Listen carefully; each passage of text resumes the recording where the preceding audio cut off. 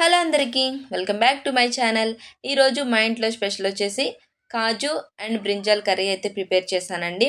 ఈ వీడియో మీకు కూడా యూజ్ అవుతుందంటే వీడియో స్కిప్ చేయకుండా చూసేయండి. ఇప్పుడైతే ప్రాసెస్లోకి వెళ్ళిపోదాం, వచ్చేయండి. ఇప్పుడైతే నేను కర్రీకి కావాల్సిన ఇంగ్రీడియంట్స్ అన్నీ కూడా నేను రెడీ చేసి పెట్టుకున్నాను. ముందుగా ఆనియన్స్ అండ్ బ్రింజాల్ అయితే కట్ చేసి పెట్టుకున్నాను. ఇప్పుడైతే నేను ఒక బౌల్ తీసుకొని ఆ బౌల్లో అయితే నేను కాజు అయితే నానబెడుతున్నాను. ఎందుకంటే నానబెట్టడం వల్ల మనకి కుక్ చేసేటప్పుడు అంత ఎక్కువ టైం తీసుకోదనమాట. త్వరగా కుక్ అయిపోతుంది. ఇప్పుడైతే మనం కర్రీ రెడీ చేసుకుందాం.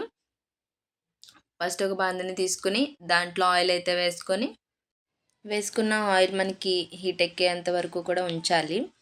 ఆయిల్ హీట్ ఎక్కిన తరువాత మనం కట్ చేసి పెట్టుకున్నాం కదా, ఆ ఆనియన్స్ అయితే వేసి ఫ్రై చేసుకోవాలి. ఇప్పుడైతే మనం ఆనియన్స్ వేసేద్దాం. వేసుకున్న ఆనియన్స్ అయితే మనం బాగా ఫ్రై చేసుకోవాలి.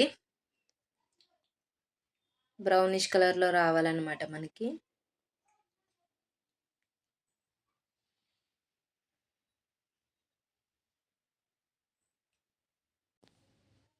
బ్రౌనిష్ కలర్ వచ్చేంత వరకు మనం అలా ఫ్రై చేసుకొని నెక్స్ట్ అయితే 1 టీ స్పూన్ సాల్ట్ అయితే యాడ్ చేసుకోవాలి. సాల్ట్ వేసుకోవడం వల్ల మనకి త్వరగా అనేది ఫ్రై అయిపోతాయి అన్నమాట. ఇప్పుడైతే 1 స్పూన్ అయితే నేను మసాలా వేసుకున్నాను. మసాలా వేసుకుని ఒకసారి ఫ్రై చేసుకుంటున్నాను. ఇప్పుడైతే నేను ఒక మూత పెట్టుకొని ఒక 2-3 మినిట్స్ అయితే నేను కుక్ చేస్తాను. ఇలా కుక్ చేయడం వల్ల మనకి ఆనియన్స్ బాగా మగ్గుతాయి అన్నమాట. నెక్స్ట్ అయితే ఒక స్పూన్ అయితే కారం వేస్తున్నాను. కారం వేసుకొని ఒకసారి అటు ఇటు కలుపుకోవాలన్నమాట.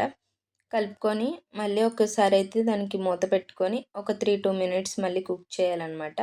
ఎందుకంటే కారం స్మెల్ రాకుండా ఉంటుంది మళ్ళీ అలా కుక్ చేయడం వల్ల మనము.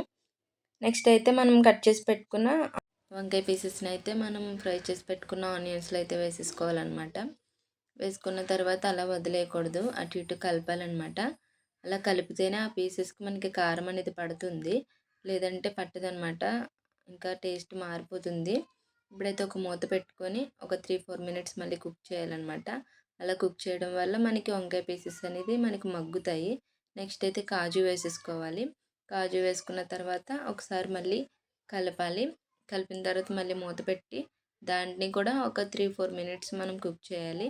అలా కుక్ చేయడం వల్ల అవి కూడా మగ్గుతాయి. ఇంకా లాస్ట్లో మనం వాటర్ అనేది యాడ్ చేసేసుకోవాలి. వాటర్ యాడ్ చేసుకున్న తర్వాత మనకి 10 ఆర్ 15 మినిట్స్లో అయితే కర్రీ రెడీ అయిపోతుంది అనమాట. చూసారు కదా, ఇప్పుడైతే నాకు కర్రీ ఆల్మోస్ట్ రెడీ అయిపోయింది. ఇంతేనండి, ప్రాసెస్ చాలా ఈజీ. ఒకసారి ట్రై చేసి చూడండి. వీడియో నచ్చితే లైక్ చేయండి. Please subscribe.